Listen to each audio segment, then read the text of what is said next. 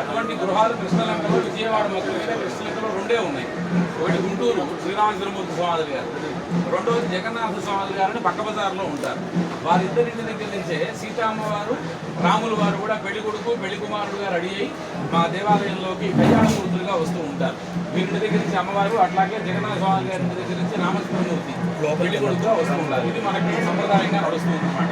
వారు సాక్షాత్తు అమ్మవారి అనుగ్రహం కామాక్షి స్వరూపమే అన్నమాట.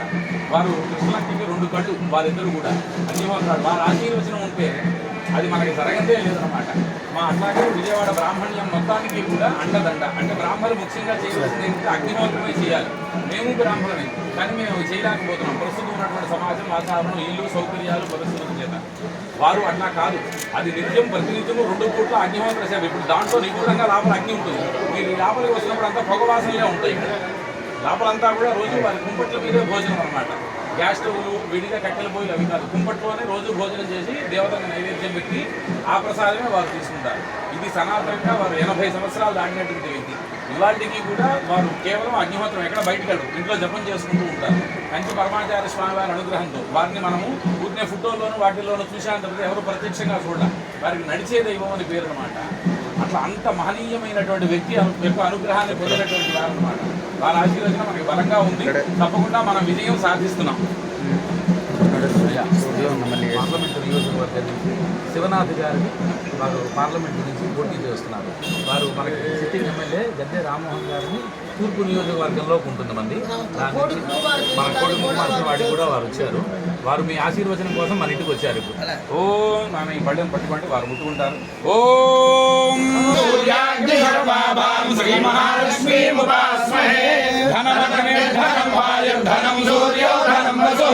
ధనమింద్రో బృహస్పతిర్వరుణం ధనమశ్నుతే రైవేయ సోమం విరసోమం సోమం ధనస్య సోమినో మహ్యం దదాతు సోమిని నక్రోధోర్జమాసదనిమతో శుభామతిః భవంతి గతపుణ్యానాం భక్తానాం శ్రీసూక్తం జపేత్ సదా వర్షయంతు దేవి భావదివో అధ్రస్య విద్యుతః రోహం సర్వవీర్యాణ్యవ బ్రహ్మద్విషోదిః పద్మప్రియే పద్మిని పద్మహస్తే పద్మాలయే పద్మదలాయతాక్షి విశ్వప్రియే విష్ణుమనోనుకూలే తద్బాల పద్మం మహేంద్రస్వ యాసా పద్మాసనస్థా విపులకటితటీ పద్మభద్రాయతాక్షి గంభీరా వర్తనాభిస్తనభరణమితా శుభ్రవస్త్రోత్తరీయా లక్ష్మీదేవలోకైకదీపాంకురాం శ్రీమన్మందకటాక్షరధవిభవ బ్రహ్మేంద్ర గంగాధరాం తాం త్రైలోక్యకుటుంబినీం సరసిజాముకుందప్రియాం సిద్ధలక్ష్మీర్మోక్షలక్ష్మీ జయలక్ష్మీ సరస్వతీ శ్రీలక్ష్మీ వరలక్ష్మీశ్చ ప్రసన్నామ సర్వదా వరాంకుశోపాశమభీజముద్రాంకరే వహంతీం కమలాసనస్థాం భాగకోటి ప్రతిభాంతనేత్రాం భజేహమంబాం జగదీశ్వరీం తాం సర్వమంగళమాంగళ్యే శివే సర్వార్థసాధికే శరణ్యే త్ర్యంబకే దేవి నారాయణి నమోస్తుతే ధాన్యం ధనం వశం బహుపుత్రలాభం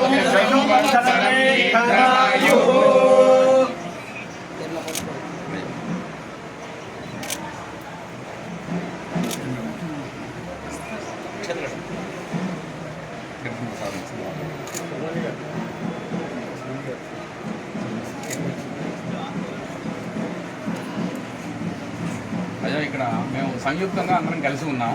వారు మా అందరికీ పెద్దవారు. విజయవాడ పురోహిత సంఘం నుంచి కూడా మేము మా ప్రెసిడెంట్ గారిన, అలాగే వీరు సెక్రటరీ, తర్వాత వారు ఈయన ట్రెజరర్ అండి. వారు మొత్తం మేమంతా కూడా కలిసి వేరే చోట కాదు, పెద్దవారు మనకి వారి దగ్గర నుంచే మీకు ఆశీర్వచనం పరిపూర్ణంగా అందాలి. ఇందాక మనం చెప్పుకున్నాం పరమాచార్య స్వామి వారిని, ఆయనే నడిచే దైవం అని అన్నాం కదా, వారే అనమాట. వారి అనుగ్రహం పరిపూర్ణంగా ఉన్నటువంటి వ్యక్తి. అట్లాగే విజయవాడ పురోహిత సంఘం నుంచి కూడా మీకు సన్మానం. ఒక్క నిమిషం కూర్చోండి. ఓం ఆదిష్మాన పూలదండ తీసుకోండి. కూర్చోండి.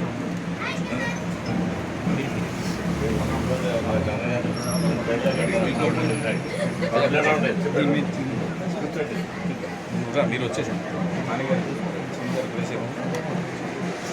ఓం దక్షయోరావృణీమహే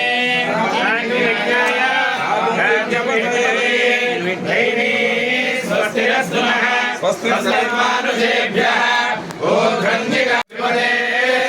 చతుష్పదే ఓం శాంతి శాంతి శాంతి. ఓం ఆయుష్మంతం వర్చస్వంతం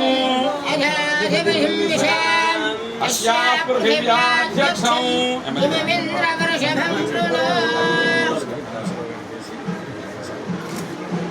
ఇమమింద్రవృషభం కృణు.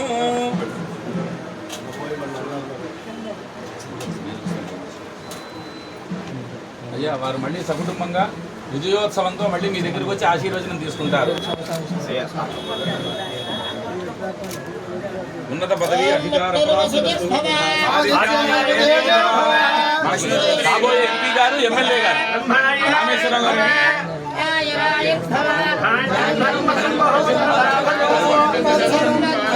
మన కాబోయే కార్పొరేటర్ గారు ఆయన. అమ్మా మీరు కూడా సిస్టర్ చెన్నై. ఓం పునస్వాదిత్యా రుద్రాం సహస్రమిందతాం బ్రహ్మాదోసనేదయజ్ఞైః భృతేరేషం భగవాన్సంతేజమానస్య కామాః ధాన్యం పశుం బహూత్ర లాభకం శతసం వత్సరం దీర్ఘమాం చిరంజీవ సుఖీ భవ సుఖీ భవ. అయం ధర్మః ఉత్తరోత్తరాభివృద్ధిరస్తు.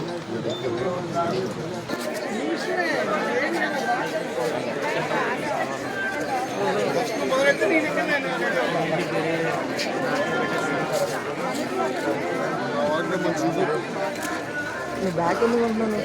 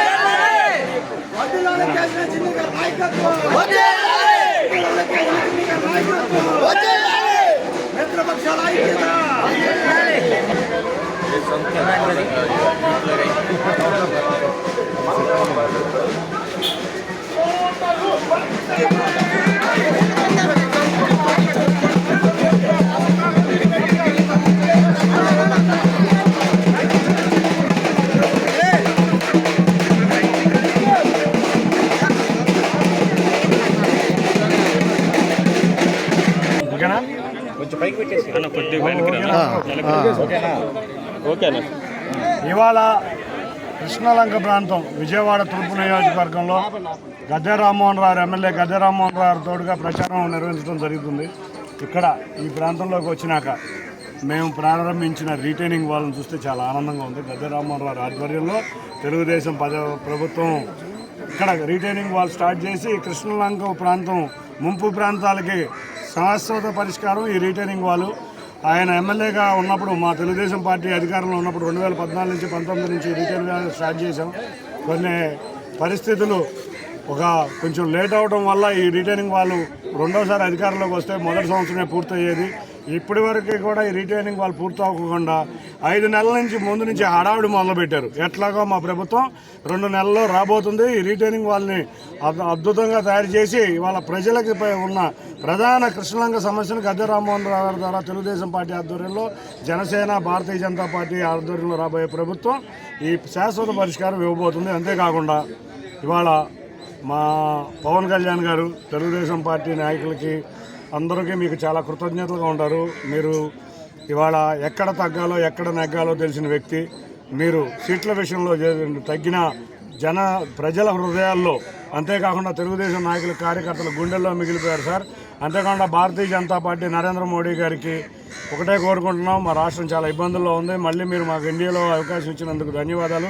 తప్పకుండా మా రాష్ట్ర అభివృద్ధి కోసం మీ సహకారం తీసుకున్న ఎన్డీఏ ప్రభుత్వం అత్యధిక మెజారిటీతో కేంద్రంలో 400 ఎంపీ సీట్ల పైన, అంతేకాకుండా రాష్ట్రంలో 170 నియోజకవర్గాల్లో తెలుగుదేశం, జనసేన, భారతీయ జనతా పార్టీ ఉమ్మడి అభ్యర్థులు గెలవబోతున్నారు. తప్పకుండా ఇవాళ రేపు రాబోయేది తెలుగుదేశం ప్రభుత్వం ఒకటే కాదు, తెలుగుదేశం, జనసేన, భారతీయ జనతా పార్టీ ప్రభుత్వం. కాబట్టి అందరం భాగస్వాములుగా గుర్తుంచుకోండి. అందరికీ పేరు పేరున ధన్యవాదాలు. Thank you. కవి అంటుంది. ఆ మహాకవి అన్న మాటలను తూచా ఆచరించిన వ్యక్తి జగన్మోహన్ రెడ్డి గారు. ఆయన పరిపాలనలోనే రాక్షసం చూపించారు. కానీ ఈరోజు నిన్న మొన్న జరిగిన పెద్దలకు ఇచ్చే పెన్షన్ని ఆయన విశ్వరూపం చూపించారు. ఏమాత్రం పేదల మీద కానీ పెద్దల మీద కానీ ఏమాత్రం చిత్తశుద్ధి లేదు జగన్మోహన్ రెడ్డి గారు కానీ నిరూపించుకున్నారు. కేవలం వాళ్ళని ఇబ్బంది పెట్టి వాళ్ళ మనసులో ఆ నెపం చంద్రబాబు గారి మీద తోసి రేపు జరిగే ఎన్నికల్లో లబ్ధి పొందాలని చెప్పి ఒక దుష్ట ఆలోచనతో 4-5 ప్రాణాలని బలికొనడం జరిగింది జగన్మోహన్ రెడ్డి గారిని తెలియజేస్తున్నారు. ఈ రోజున వాలంటీర్ల ద్వారా ఇంటింటికి ఇచ్చిన పెన్షన్ని కొన్ని లక్షల మంది ఉద్యోగస్తులు ఉంటే వాళ్ళ ద్వారా ఎందుకు ఇప్పించలేకపోయారని అడుగుతాం. మీ మనసులో ఒక దుష్ట ఆలోచన ఉంది, కేవలం ఓట్లు పొందటానికి చేసిన దుష్ట ఆలోచన అది. ఏ విధంగా ఇన్ని లక్షల మంది పెద్దవాళ్ళని ఇబ్బంది పెడితే ఆ కుటుంబాలన్నీ కూడా చంద్రబాబు గారి మీద వ్యతిరేకత పెంచుకుంటాయని చెప్పి ఒక ఆలోచన. ఇవాళ ప్రజలంతా తెలివితోగా లేరు. మీరు చూశారు, మన కంకిపాడులో ఒక వ్యక్తి మరణిస్తే ఆ వ్యక్తి దగ్గర చేస్తున్న రాజకీయం, మీ రాజకీయాలు మాకొద్దు, మా వ్యక్తి చచ్చిపోయాడు, మమ్మల్ని మా పని చేసుకునేవాడిని అని చెప్పి అక్కడ జోగి రమేష్ గారిని ఇష్టం వచ్చినట్టు తిట్టిన సందర్భం ఒకసారి గుర్తు చేసుకోవాలి. అదేవిధంగా అన్ని చోట్ల కూడా ఇలాంటి దుష్ట ఆలోచనలతో ఉన్న జగన్మోహన్ రెడ్డి గారు ఇవాళ మహిళలు 33,000 మంది మహిళలు అదృశ్యమైపోయారండి రాష్ట్రంలో. స్పందించని జగన్మోహన్ రెడ్డి గారు 5 లక్షల మంది మద్యం నువ్వు సప్లై చేసిన మద్యం తాగి చచ్చిపోయారంటే స్పందించని జగన్మోహన్ రెడ్డి గారు.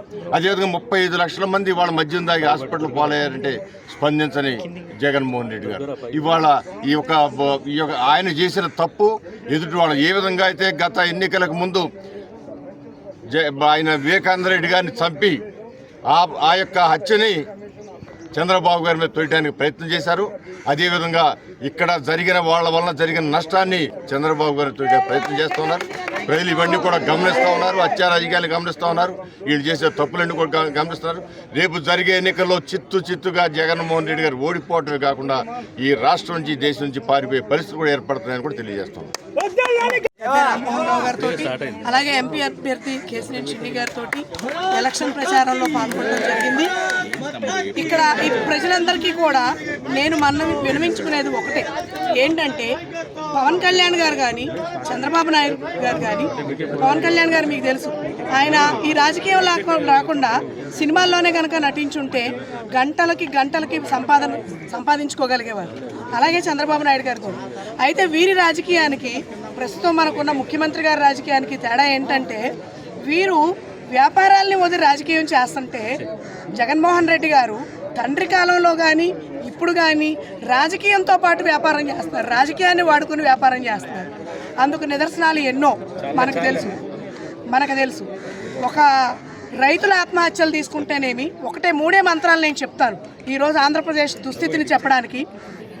ఆడవాళ్ల మీద నేరాలు జరిగే దానిలో దేశంలోనే 4వ స్థానంలో ఆంధ్రప్రదేశ్ ఉంది. రైతుల ఆత్మహత్యల్లో మన దేశంలోనే 3వ స్థానంలో ఆంధ్రప్రదేశ్ ఉంది. ఇక నిరుద్యోగం తీసుకుంటే నిరుద్యోగంలో మొదటి స్థానంలో ఉంది. ఇదండి వీరు మనకు చేసింది. నవరత్నాల్లో ఆయన ఒక ప్రామిస్ చేశారు, ఏమని? జాబ్ క్యాలెండర్ అని. జాబ్ క్యాలెండర్ అటకెక్కిపోయింది. బీసీ సోదరులకు మన ప్రభుత్వం ఇచ్చిన ఆదరణ పథకాన్ని అటకెక్కించేశారు. అన్ని పథకాలని పక్కకు పెట్టేసి ఆయన ఎజెండా ఒకటి, కల్తీ మద్యం ద్వారా డబ్బులు సంపాదించుకున్నారు. సన్నబియ్యం అన్నారు, సంచుల నుంచి సార్టెక్స్ మిషనరీల వరకు ఎన్నో 100 కోట్లు డబ్బులు సంపాదించుకున్నారు. ఇక ఒకటేంటి చెప్పడం మొదలు పెడితే ఇది ఒక పెద్ద చరిత్ర రాయొచ్చు. కాబట్టి ప్రజలందరూ కూడా ఇవాళ ఆలోచించండి, ఎందుకు మన పవన్ కళ్యాణ్ గారు ఈరోజు కోట్ల కొద్ది ఆదాయాన్ని త్యాగం చేసి మీకోసం మీ గళం అసెంబ్లీలో వినిపించడం కోసం ఆయన ఈరోజు రాజకీయాల్లోకి వచ్చారు. అలాగే చంద్రబాబు నాయుడు గారు కూడా ఈ తరుణంలో ఈ వయసులో ఉండి కూడా వారు మన కోసం త్యాగం చేయడానికి వారు ముందుకొచ్చారు కాబట్టి ఈసారి ఈ సంకీర్ణ ప్రభుత్వాన్ని పైన మనకి ఎట్లాగూ సెంట్రల్ గవర్నమెంట్ అండ ఉంది. పవన్ కళ్యాణ్ గారి గళం అనేది ఈసారి అసెంబ్లీలో మనకి వినపడాలి. ఆయన మనందరి తరపుగా, యువత తరపుగా, మన ఆడవాళ్ళ తరపుగా, మన ప్రజల తరపుగా ఆయన పోరాడాలి. అలాగే చంద్రబాబు నాయుడు గారు కూడా వారితో చేతులు కలిపి రాష్ట్రాన్ని ముందుకు తీసుకెళ్లాలి. కాబట్టి అందరికీ కూడా చేతులెత్తి నమస్కరిస్తున్నా. ఇది మన సామాజిక బాధ్యత. ప్రభుత్వాన్ని తెచ్చుకోవటం, రాష్ట్రాన్ని రక్షించుకోవడం అన్నది యువత, స్త్రీలు, చిన్నవాళ్ళ నుంచి వృద్ధుల వరకు ఇది మన సామాజిక బాధ్యత. కాబట్టి తెలుగుదేశాన్ని గెలిపిద్దాం, రామరాజ్యాన్ని తెచ్చుకుందాం.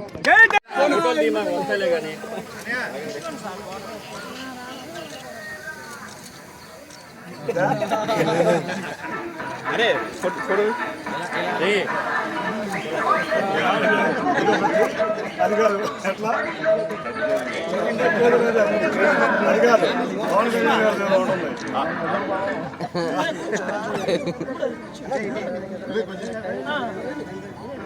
సార్ జై జనసేన